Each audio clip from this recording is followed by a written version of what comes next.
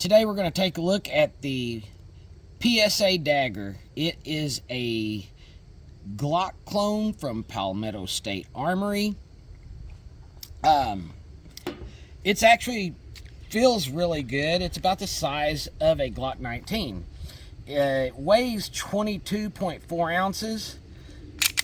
The length is 7.15. Height 4.78. It's got a 3.9 inch barrel, and it is about 1.28 inches thick. At a quick glance, it does look like a typical Glock. There's a few things different. It's got a hinged trigger like the Smith & Wesson M&Ps. It does come with metal sights. It's got forward serrations, rear serrations. The grip texture's okay. It's nothing to write home about. It's got one finger groove here. It's got huge cutouts. So if you're having problems with your magazine or something, the magazine release is more of a Gen 3 style. It's got the little button there. It seems to work fine. Little bump up here on the trigger guard is a little different from the Glock, but we're going to shoot it and see what we think about it. We're just shooting at about 6 yards here, nothing special.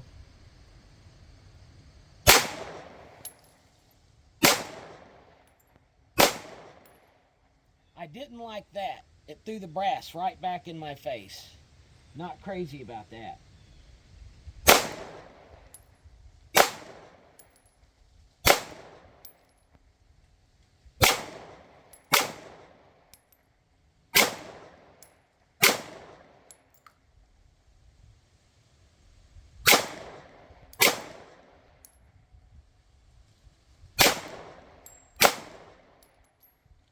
Well, it went off every time. A couple of the brass come back and hit me in the face.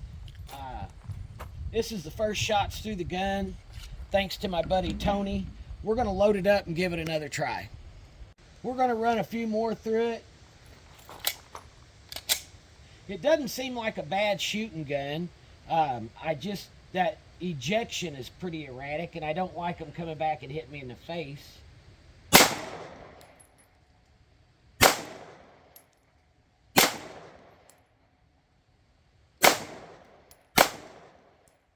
It's accurate enough. Those last two I put in the center of the noggin there. Starting to get used to it, but the ejection is still pretty erratic. A few more rounds in it. We're going to speed it up a little bit. Starting to get a little used to it. It is a good shooter. I don't mind the hinged trigger at all, but I'm just going to do a little bit faster tempo.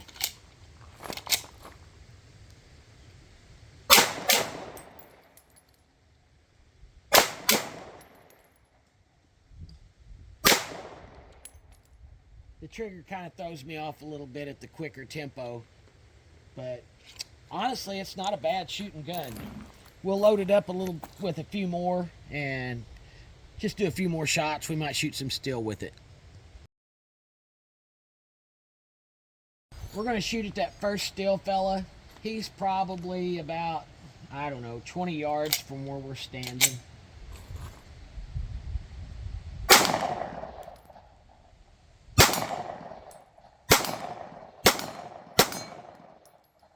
Okay, might as well try for the fella behind him. Let's load up a few more. All right, while we're out here, we always try to see what guns can handle. So we'll put a few rocks in it, down in the Magwell. Now this isn't mud. I don't think it's as bad as mud. We'll shake the rocks out. And we're gonna stand up and shoot our B27 with it. I've got a mag loaded with 5 rounds. I'll get my ears down.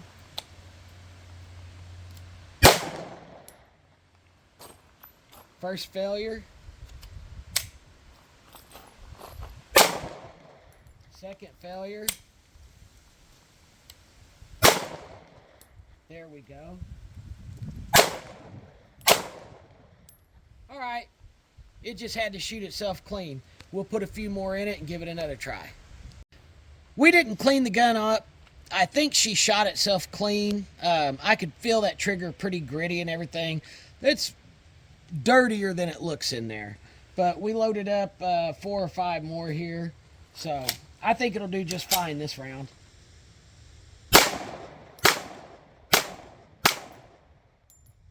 She's back. Okay, in closing, the PSA Dagger seems like it's a fine gun. I don't think it's a Glock generation anything, but it does have some characteristics similar to a Glock. It uses Glock mags.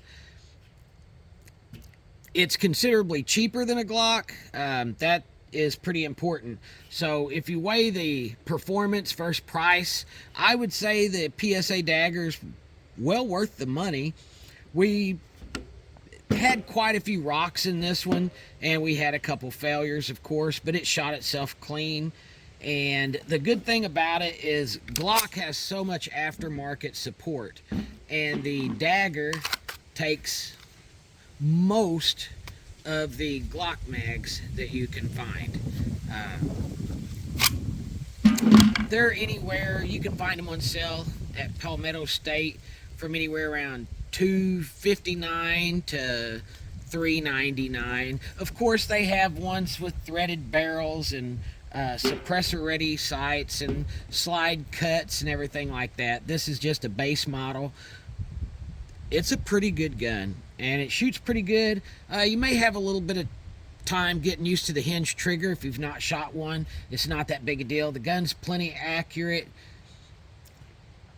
I would have to recommend it if you want a gun that has quite a bit of aftermarket support, considering a lot of Glock characteristics fall upon it, but you don't want to spend Glock money.